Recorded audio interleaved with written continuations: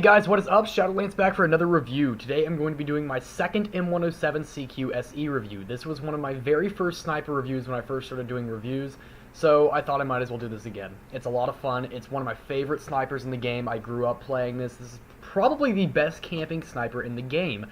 I've said that hundreds of times in that first review I did, but this is by far, in my opinion, the best NX standard sniping camping, sniping, whatever you want to call it, camping rifle in the game for two reasons. One, its ability to one-shot kill players. That is a very, very nice thing of this gun. More so than many of the NX rares, this gun is able to one-shot kill people at almost any range. That's not its maximum range. It does tend to tank at the last 10 feet of its range, but any closer than that, and this is almost guaranteed a one-shot kill. Even tanker vesters sometimes have a hard time tanking this. Now, this gun has been nerfed since its release. It used to be able to one-shot tanker vesters when it was first released during its week of release. I remember that very, very, very, very vividly. Everyone had this gun. A lot of people still have this gun. And players that are good at this gun are going to be almost unstoppable. This is a very, very, very skill-oriented weapon, especially due to its high recoil, which does matter because it's a semi-automatic technically and stays in the scope.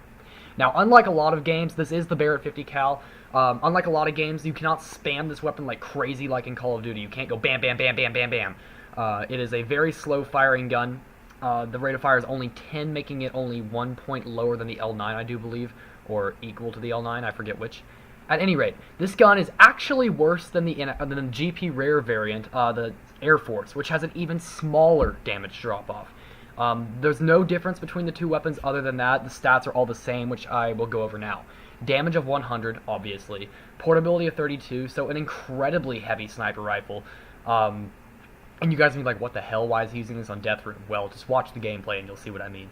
Portability of 32, meaning this is one of the heaviest guns in the entire game, next to the minigun and the M2 Browning. The rate of fire is only 10, as I mentioned before. The accuracy is 92, and I will go over that in just a moment. And the recoil is 66. Now, if you guys have seen my original M107 review, there's something weird with the recoil, similar to the Arctic Wolf. Except they're kind of backwards. So the M107 is, the longer you're in scope, the more accurate the gun becomes. And I know a lot of you are thinking, well, isn't that just spread recovery? No, you don't have to already have fired a shot. If you just scope in and try to kill someone very quickly, even standing perfectly still after quick switching, the gun will still have a very low accuracy, similar to around 92. But if you were to aim at someone for a solid 10 seconds on Kill Creek across the creek beforehand, the chances that you're going to get the kill are very, very high, so long as your aim is steady and the person doesn't move. And that's very nice considering how strong of a gun it is. However, the spread recovery isn't the fastest in the world. Now, it's not bad by any means. It's still completely manageable, whether you want a quick switch or something else. Not that you should be really messing around with this weapon by running or anything anyways, due to how bad the portability is. So you should be kind of running around with your pistol or something else anyway. A lot of people run around with their knife, and I don't see why they do that, because the pistols are actually better than the knives these days. So, I mean, that's just kind of what I'm saying. At any rate, and also you can shoot with your pistol, so that makes a little more sense if you ask me.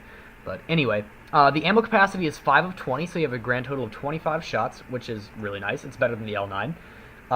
That's the same with all of the variants, except for the Air Force, which I believe has 5 of 15 shots, if I do remember. It actually has fewer shots.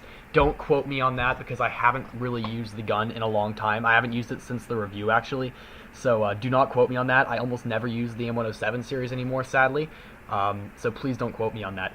But anyway, I'm going to kill off the Air Force now. The regular M107CQ is customizable, and so is the CQSE, I do believe. But not for damage, only for rate of fire and accuracy and recoil. And I actually would do that if I were you. The accuracy going up definitely does make a big help. If you're going to buy this series, the M107CQ GP variant, I highly recommend you buying it for a larger number of amount of time, and like 30 days plus, and then customizing it. It makes the gun much more worth it. The gun has a pretty fast reload rate. It's definitely not the fastest in the world. There are even GP guns that actually outdo this, the TPG-1, for example. So, yeah. At any rate, there is a muzzle brake on this. You cannot put a silencer on this weapon. You can put an extended magazine, and obviously, if you haven't noticed that you can't put a second scope in this gun by now, you may want to get your eyes checked. So, yeah. If you customize the M107CQ SE, you can get a maximum rate of fire of 13, which still isn't particularly great, but it's better than some other guns. The accuracy goes from 92 to 95, which is a very nice increase. It definitely helps with the spread recovery. Higher accuracy does mean faster spread recovery, if you guys didn't know that.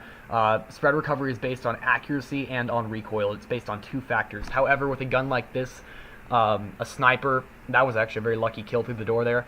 That actually does make a smaller difference with the recoil, and it's more of an accuracy thing. I could explain that, and I'll probably do that in depth during my lingo vid or something else, but for right now, I'm just going to go over what I've got now. The recoil is 66, which is very high.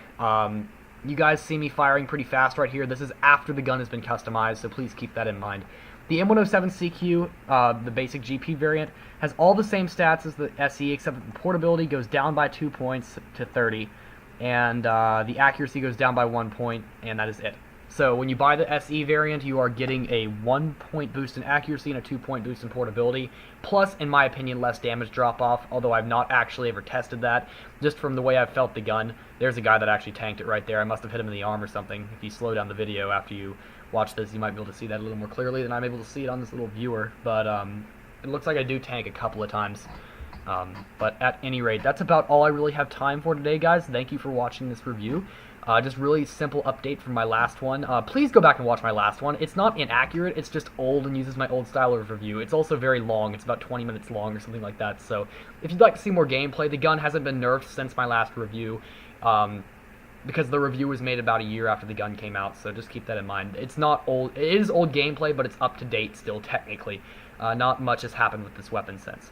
Honestly, I'd love to see an NX epic version of this. That'd be completely awesome. But anyway, I am out of time for today, guys. Thank you for watching. Please rate, comment, subscribe, and continue to watch videos. I really appreciate all your support. It's been a big help. I'm aiming for 700 subs. Help me get there. Shadolance out. You know what? Given the intelligence of the people who watch this show, this is probably a good thing to teach. Because my guess is when they're not trying to operate heavy machinery with their butt cheeks, they're probably trying to do something stupid like this. I mean, what else could you possibly teach that would be as stupid as that? Even you can learn something from a sloth. Fuck this show!